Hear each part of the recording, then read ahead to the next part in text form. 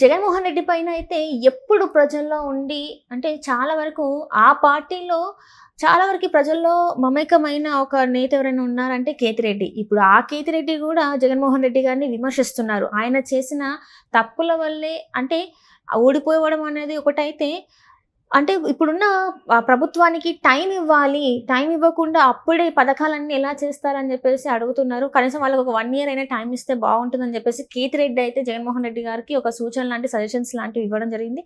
మరి ఏంటి కేతిరెడ్డి గారిలో ఈ మార్పు ఏంటి? జగన్మోహన్ రెడ్డి గారికి సజెషన్స్ ఎందుకు ఇస్తున్నారు అనేది మనకు వివరించడానికి మనతో పాటు ఉన్నారు ప్రముఖ సీనియర్ జర్నలిస్ట్ డాక్టర్ దుర్గావడ్లమణి గారు. నమస్కారం మేడం. నమస్తే అండి. మనం ఇప్పుడు చూస్తున్నట్టయితే కేతిరెడ్డి గారు కొన్ని వ్యాఖ్యలు అయితే చేశారు.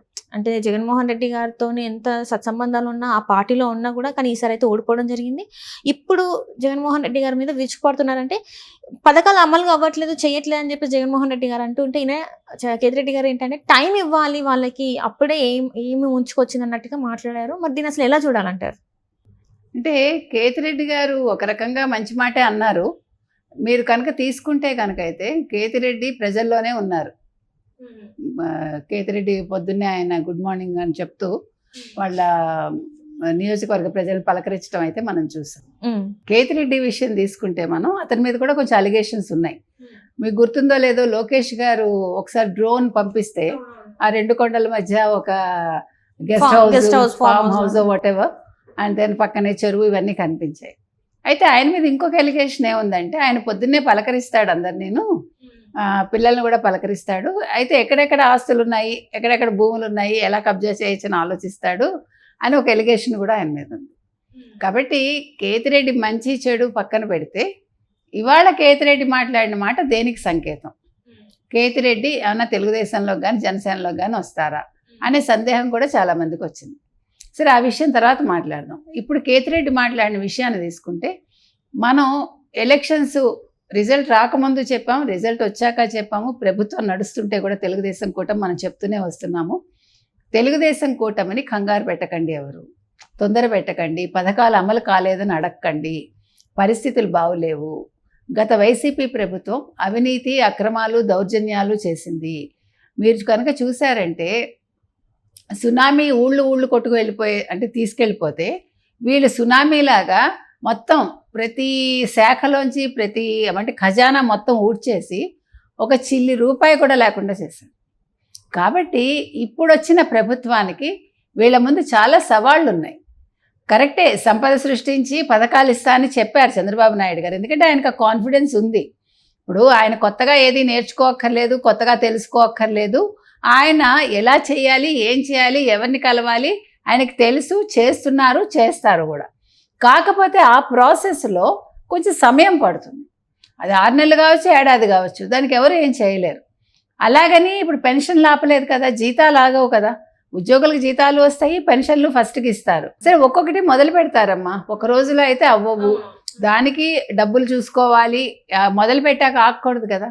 ఇప్పుడు ఏ పనైనా ఆరంభించే ముందు ఆరంభించరు నీచ మానవులు అన్నట్టుగా ఎవడు తొందరపడి మొదలు పెడతారు. చంద్రబాబు నాయుడు గారు అన్ని చూసుకుని కాళ్ళు చెయ్యి కూడ తీసుకుని సమయం అంటే నిధులు సమకూర్చుకున్నాక మొదలు పెడతారు.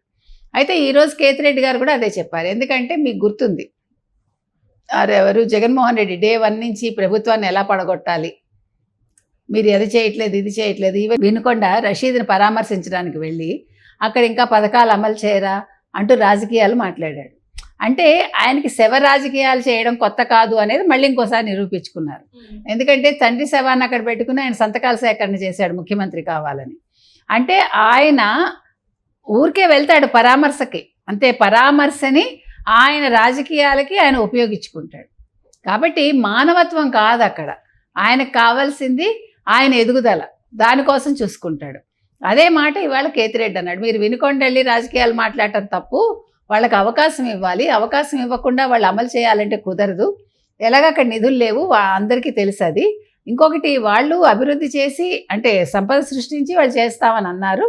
సంపద సృష్టించాలంటే టైం పడుతుంది, ఏడాది కూడా మనం పట్టచ్చు, ఏడాదికి సమయమైనా కనీసం ఇవ్వాలి అని ఆయన అన్నాడు.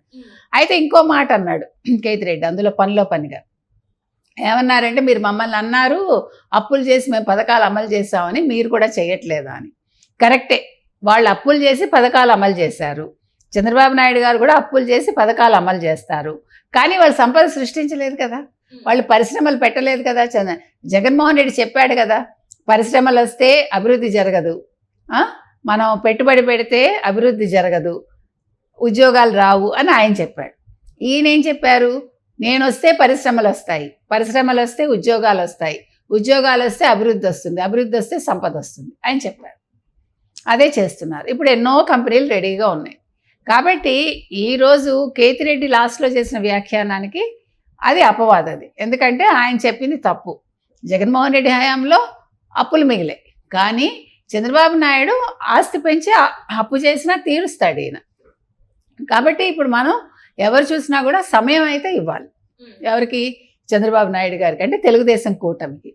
మరో పక్క మనం ఇందాక చెప్పుకున్నాం, జగన్మోహన్ రెడ్డి కావచ్చు, కేతిరెడ్డి కావచ్చు, మరొకళ్ళు కావచ్చు, ఏదైనా కూడా ఇప్పుడు జగన్మోహన్ రెడ్డి విషయానికి వస్తే ఆయన డే 1 నుంచి కూడా ఎట్లా చంద్రబాబు నాయుడు గారిని దింపేయాలి, అది ఆయన పథకం. అది ఇప్పుడు కూడా ఆయన అదే ఆలోచిస్తూ ఉంటాడు. ఆయన నిద్ర పట్టట్లే ఆయనకి. ఇప్పుడు ఎవరు చూసుకున్నా కూడా ఇదే పని మీద ఉన్నారు. ఇప్పుడు ఇక్కడ చూసుకుంటే కూడా మీకు తెలంగాణ ప్రభుత్వాన్ని చూసుకుంటే కూడా ఇక్కడ కూడా పథకాలు అమలవట్లేదని చెప్పి ప్రతిపక్షం గగ్గోలు పెడుతోంది. అయితే వాళ్ళు కూడా అదే చెప్పారు, మాకు టైం కావాలి. ఇవాళ కూడా సీతక్క అసెంబ్లీలో అదే చెప్పారు, మనం విన్నాం. ఏమన్నారు ఆవిడ, మాకు సమయం కావాలి, మేము చేస్తామన్నాం, చేయమని అంటలే కదా. మీరు కూడా 2 ఏళ్ళు తీసుకున్నారు, కొన్ని పథకాలకు 6 ఏళ్ళు తీసుకున్నారు, కాబట్టి మీరు 10 ఏళ్లలో ముగిచ్చారు మీరు చెప్పిన హామీలు. మాకు కూడా సమయం కావాలి, డబ్బులు లేవు, మీరు అప్పులు చేసి పెట్టారు అని ఆవిడ ఇవాళ క్లియర్గా అసెంబ్లీలో అదే చెప్పింది, తెలంగాణ అసెంబ్లీలో. అంటే అంటే ఏ రాష్ట్ర పరిస్థితి అయినా అలాగే ఉంది. గత ప్రభుత్వాలు చేసిన తప్పిదాలకి ఈ ప్రభుత్వాలు దెబ్బతింటున్నాయి, ఈ ప్రభుత్వాలు ఇబ్బంది పడుతున్నాయి. కాబట్టి ఇవాళ ప్రతిపక్షంలో ఉన్న, ప్రతిపక్ష హోదా లేని పార్టీ అయినా ఏ పార్టీ అయినా కూడా ఇప్పుడు అధికార పక్షం మీద ఎగిరెగిరి పడ్డం కాదు చేయాల్సింది. ఓకే, వాళ్ళు చేస్తామన్నారు, కరెక్టే, టైం పడుతుంది. మీరేం చేయాలి? మీరు సూచనలు ఇవ్వండి, మీరు సలహాలు ఇవ్వండి, మీరు ఇలా సంపద సృష్టించడం చెప్పండి. అది ప్రజల కోసమే కదా. ఇప్పుడు ఎవరి పాకెట్లోనూ ఎవరు వేసుకోరు. మీ పని ఏంటి? ఒక ప్రతిపక్షంగా ఉండి మీరు చేయాల్సిన పని ఏంటి? మీకు వేరే పనే ఉంది? మీరు రాజకీయ పార్టీ, మీరు ఎమ్మెల్యేలుగా ఎన్నికయ్యారు, మీ నియోజక అభివృద్ధికి మీరు పాటుపడండి. నెంబర్ 1. నెంబర్ 2, శాసనసభలో అధికార పక్షానికి మీరు సలహాలు ఇవ్వండి. ఇగో ఇలా చెయ్యండి, ఈ రకంగా చేస్తే సంపద సృష్టించవచ్చు, మీరు పథకాలు ఇవ్వచ్చని చెప్పండి, తప్పులేదు, ప్రజలు గుర్తుపెట్టుకుంటారు. మీరు ఒక మంచి సలహా సూచనలతోటి ఒక చక్కటి ప్రతిపక్షంగా మంచి పేరు తెచ్చుకోండి. అంతేగాని ఓ రాయి వేద్దామా, రోజు తిడదామా, అసెంబ్లీ సమావేశాలు ఆపు చేద్దామా, లేదా సమయం వృధా చేద్దామా, అది ప్రజల సొమ్ము. అది ప్రతి నిమిషం కూడా ప్రజలకు సంబంధించి మీరు ఖర్చు పెట్టాలి. ఆ పెట్టే సమయానికి ఇచ్చే డబ్బు కూడా ప్రజలది. అది కాబట్టి ఈ విషయాలు ప్రతి ఒక్క శాసనసభ్యుడు గుర్తుపెట్టుకోవాలి. కాబట్టి ఇవాళ కేతిరెడ్డి చెప్పినా చెప్పకపోయినా, ప్రతిపక్షమైనా అధికార పక్షమైనా సమయాన్ని పొదుపుగా వాడాలి, ప్రజల కోసం వాడాలి, ప్రజల సంక్షేమం కోసం వాడాలి, ప్రజల అభివృద్ధికి ఏం చేయాలో ఆలోచించాలి. అంటే ఇప్పుడు మరి కేతిరెడ్డి గారు పార్టీ మారే ఆలోచనలు ఉన్నాయంటారా? బీజేపీలోకి కానీ జనసేనలోకి కానీ వచ్చే అవకాశం ఉందంటారా? మరి అంటే తొందరపడ్డా ఆయన మారతాడు.